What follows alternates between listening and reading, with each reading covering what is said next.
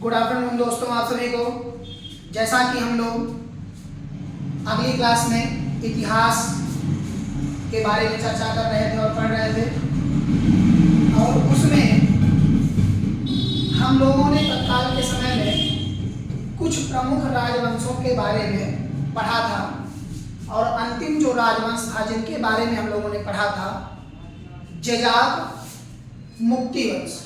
ठीक है, जजात मुक्ति वंश के बाद फिर तत्काल में जो आए वह थे मालवा के परमार वंश।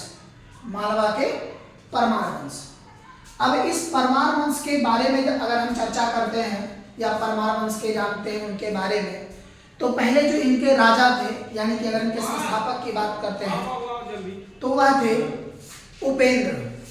उपेंद्र का उपनाम कृष्णराज मिलता है। क्या मिलता है? कृष्णराज। कृष्णराज या उपेंद्र नाम मिलता है। ठीक है, इन्होंने प्रारंभिक राजधानी अपनी कन्नौज को बनाया, और उसके बाद कालांतर में इन्होंने अपनी राजधानी को परिवर्तित किया और धारा को अपनी द्वितीय राजधानी के रूप में बनाया। ठीक है, यह एक स्वतंत्र स्वरूप एवं शक्तिशाली शासक के रूप में इस वंश का एक ऐतिहासिक शासक हुआ। ऐतिहासिक शासक हुआ। ठीक है, दूसरे शासक के रूप में अगर इनकी हम बात करते हैं तो वह थे वाक्यतिपुंज। वाक्यतिपुंज इसके द्वितीय शासक हुए। तीसरे इनके दरबारी विद्वान, फिर उसके बाद राजा भोज हुए, और इन्हीं राजा भोज में इनकी रचनाएं, और उसके बाद अन्य रचनाओं के बारे में हम इसके बाद पढ़ेंगे। तो हम पढ़ेंगे आज मालवा का परमार वंश। ठीक है, जैसा कि हम लोग इतिहास पढ़ रहे हैं, हिस्ट्री, और हिस्ट्री में मालवा के परमार वंश, मालवा के परमार वंश की हम बात कर रहे हैं। ठीक है, मालवा के परमार वंश में पहले अगर हम इनके संस्थापक की बात करते हैं, इनके संस्थापक, तो इनके संस्थापक के रूप में तत्काल के समय में, ठीक है, जो थे उनका नाम क्या था? उपेंद्र या कृष्णराज। उपेंद्र या इन्हीं का नाम कृष्णराज मिलता है। कृष्णराज मिलता है। ठीक है, इन्होंने पहली राजधानी जो अपनी बनाई, यानी कि प्रथम राजधानी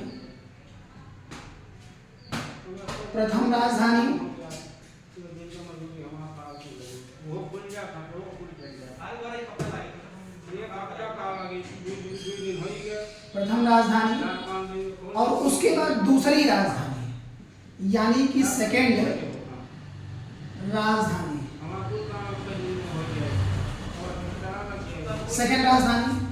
तो पहली राजधानी इन्होंने जो बनाया उसे प्रशासनिक राजधानी के रूप में जाना गया, और इसे बनाया कन्नौज को।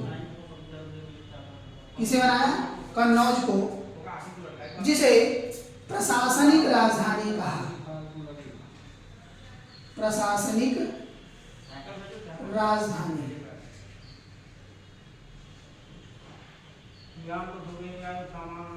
प्रशासनिक राजधानी। और दूसरी धारा को बनाया, यानी कि धारा नगरी। धारा नगरी को दूसरी राजधानी के रूप में इन्होंने बनाया। ठीक है, अब इनके अगर हम आगे की चर्चा करते हैं तो प्रथम स्वतंत्र एवं शक्तिशाली शासक के रूप में इसने इस वंश की स्थापना की थी। ठीक है, प्रथम तथा स्वतंत्र शासक के रूप में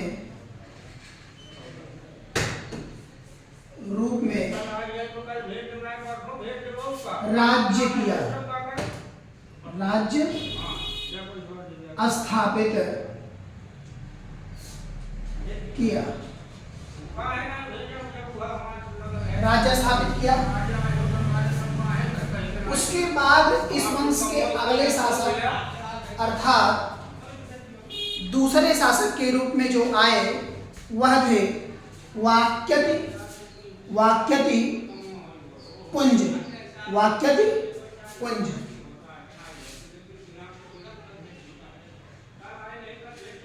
वाक्यति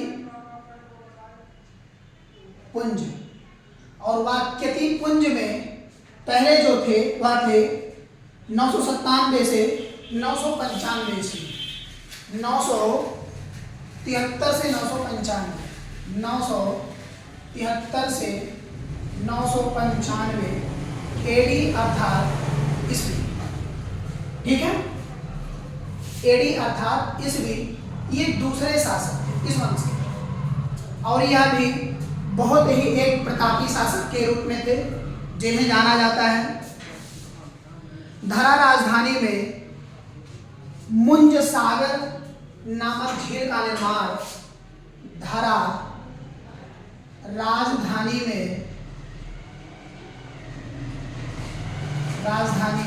में मुंज सागर झील मुंज सागर झील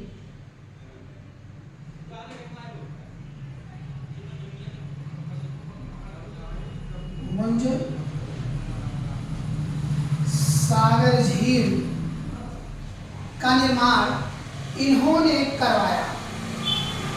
इन्होंने क्या किया? मुंज सागर झील का निर्माण धरा नगरी में करवाया। ठीक है, उसके बाद इन्होंने कुछ विशेष कार्य नहीं किया तथा इनकी उपाधियों की अगर हम बात करते हैं, उपाधियां, तो इनकी उपाधियां बहुत ही विशेष थी। जैसा श्री वल्लभ, पृथ्वी वल्लभ, श्री वल्लभ, पृथ्वी वल्लभ, पृथ्वी वल्लभ तथा अमोघ वर्ष, अमोघ वर्ष। ठीक है, अमोघ वर्ष यह इनकी तत्काल में उपाधियां थी। तत्काल में क्या थी? उपाधियां। इनके अगर हम दरबारी विद्वान की बात करते हैं तो इनके दरबार में अनेक विद्वान रहते थे। ठीक है, अनेक विद्वान रहते थे जिनके बारे में हम अब इस बार चर्चा कर लेते हैं। जैसा कि मुख्य दो विद्वानों की गिनती इनके यहाँ होती है जो कवि राज के रूप में इन्हें कहा जाता है। पहले थे पद्यगुप्त तथा सिंधुराज, पद्यगुप्त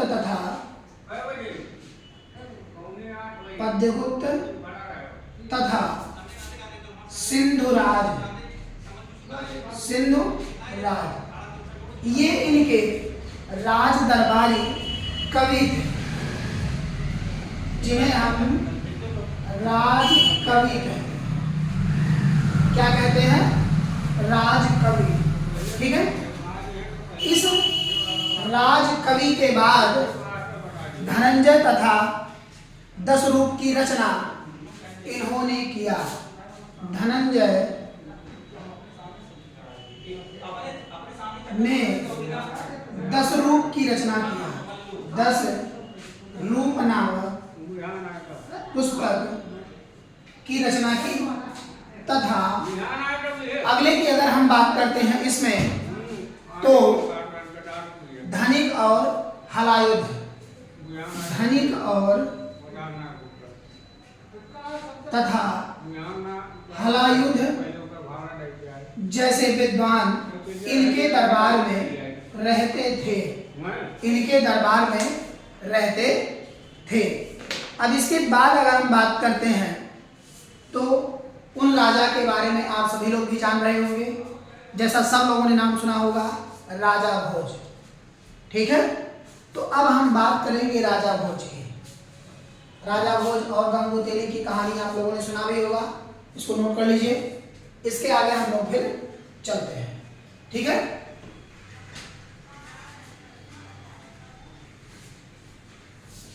इसके अगले शासक के रूप में जो आए उनका नाम था राजा भोज। राजा भोज ये इस वंश के तीसरे शासक थे। नाम था राजा भोज, ठीक है। इनके समय काल की अगर हम बात करते हैं तो 1000 से लेकर 1055 एडी इनका कार्यकाल रहा। इनके कार्यकाल के समय में, या अगर हम बात करते हैं तो सबसे ज्यादा स्वर्णकाल की अगर हम बात करते हैं तो लेखकों का स्वर्णकाल रहा। इसी वजह से इन्हें उपाधि मिली कविराज की उपाधि, ठीक है। कविराज की उपाधि इन्हें मिली क्यों? क्योंकि ये कविताओं को लिखने में और उसे पढ़ने में काफी रुचि रखते थे। प्रशस्ति एक साथ होता है।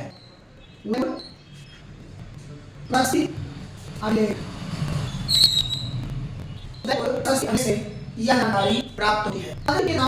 राजा भोज की अगर हम रचनाओं का इनकी प्रथम रचना है। इनकी प्रथम रचना जो है चिकित्सा पर आयुर्वेद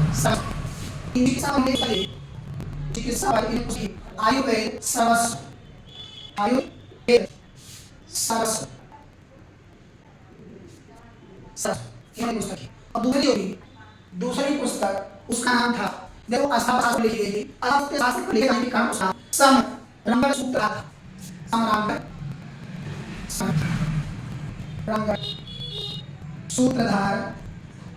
था, ठीक है। समरांगण सूत्रधार था, ठीक है। तो इसी समरांगण सूत्रधार को तो कहा गया स्थापत्य शास्त्र,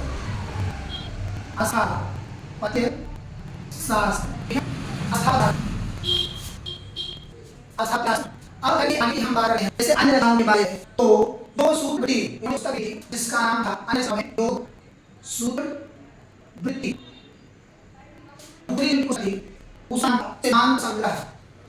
सिद्धांत संग्रह। उसका नाम था सरस्वती कंठाधर।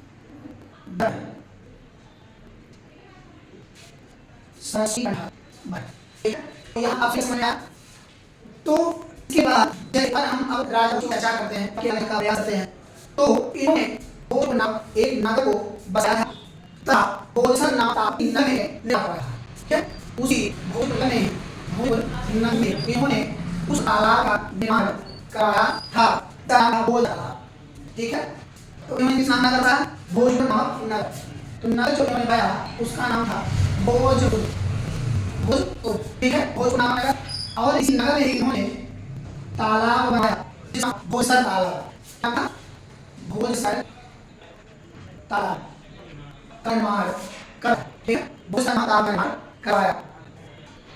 यही भोजसर तालाब आज के तत्काल समय में भोजसर के नाम से प्रसिद्ध है। यही भोजसर तालाब जो है इसका नाम भोजसर स्थल तत्काल के समय में यह बहुत ही प्रसिद्ध है। उसकी मृत्यु की अगर बात करते हैं तो नवा सरस्वती काया की मृत्यु हुई और बेरुंग की प्रवचनचिंता यह इस अंतिम रचना के रूप से जाना जाता है।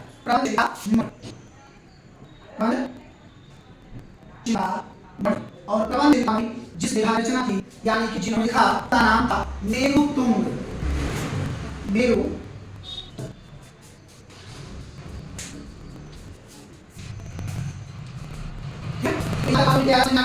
जैसे इस कार्य में जितनी जानकारी जहां में आ रहा था वहां तक आप सभी को मैं बता दिया है। अब इसके आगे बात की कोशिश इसमें नहीं है। अब इसे आगे हम गुजरात के चालुक्य वंश को पढ़ेंगे, ठीक है। और चालुक्य वंश के आगे अगले वंशों को पढ़ते हुए चलिए, ठीक है। तब तक के लिए जो क्वेश्चन आप नहीं आए हैं वो आप पूछ सकते हैं। और जुड़ने के लिए चैनल को जरूर सब्सक्राइब और